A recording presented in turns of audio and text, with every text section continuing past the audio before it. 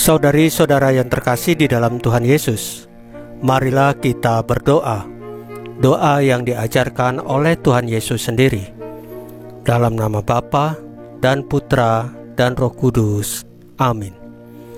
Bapa kami yang ada di surga, dimuliakanlah namamu, datanglah kerajaanmu, dan jadilah kehendakmu di atas bumi seperti di dalam surga.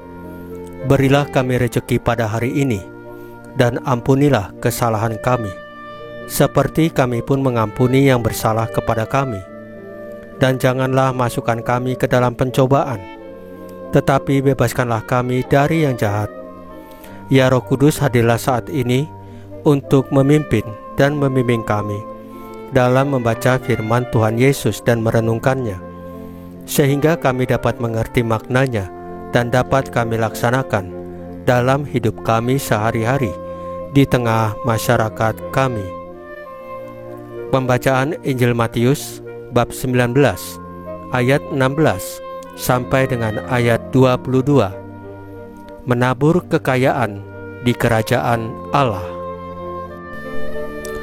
Pada suatu hari, ada seorang datang kepada Yesus dan berkata, "Guru, perbuatan baik apakah yang harus kulakukan untuk memperoleh hidup kekal?" Yesus menjawab, "Apakah sebabnya engkau bertanya kepadaku tentang apa yang baik? Hanya satu yang baik. Jika engkau ingin masuk ke dalam hidup, turutilah segala perintah Allah." Kata orang itu kepada Yesus, "Perintah yang mana?"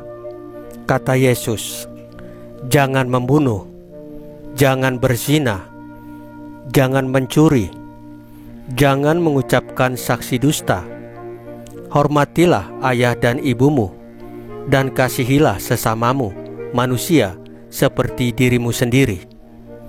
Kata orang muda itu, "Semuanya itu telah kuturuti, apalagi yang masih kurang?"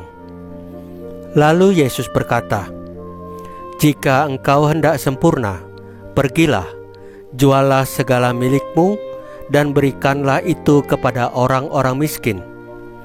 Maka engkau akan memperoleh harta di surga. Kemudian datanglah kemari, dan ikutlah aku." Ketika mendengar perkataan itu, pergilah orang muda itu dengan sedih, sebab hartanya banyak. Demikianlah sabda Tuhan. Terpujilah Kristus. Saudari-saudara yang terkasih di dalam Tuhan Yesus, Injil hari ini mengajarkan kepada kita tentang pentingnya memberikan prioritas yang benar dalam hidup kita. Pemuda kaya tersebut memiliki banyak harta benda, tetapi ia tidak dapat melepaskan diri dari ikatan materi tersebut. Sama seperti pemuda kaya itu, kita juga seringkali tergoda oleh keduniawian, keserakahan, dan materialistisme. Kita mungkin berusaha menggantungkan harapan, kebahagiaan, dan arti sejati hidup kita pada kekayaan materi dan pencapaian dunia. Namun, Injil hari ini mengingatkan kita untuk merenungkan prioritas hidup kita. Tuhan Yesus menyerukan kepada kita untuk patuh kepada hukum-hukum dan perintah Allah. Tetapi ia juga mengajak kita untuk mengorbankan apa yang kita cintai dengan tulus, demi mengikutinya sepenuhnya. Mengikuti Tuhan Yesus membutuhkan pengorbanan dan ketaatan yang tulus dari hati kita.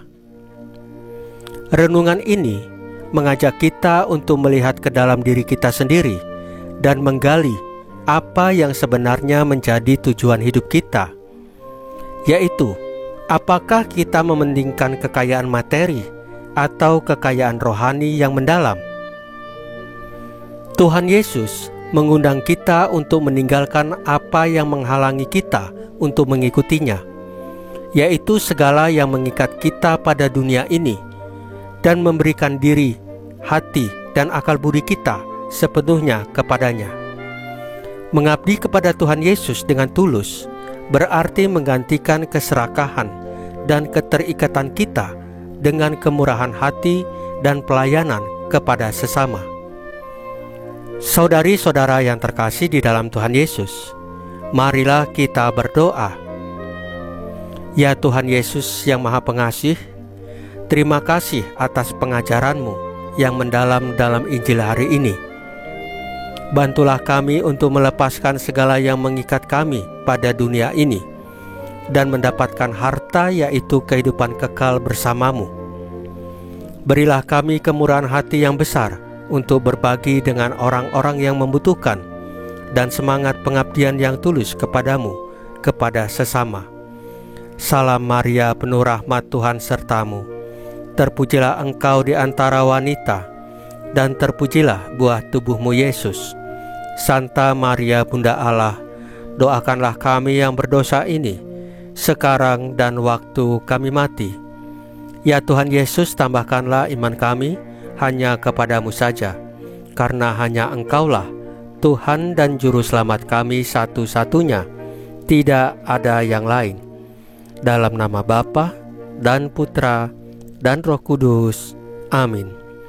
Saudari-saudara yang terkasih di dalam Tuhan Yesus, bacaan firman dan renungan hari ini sudah selesai.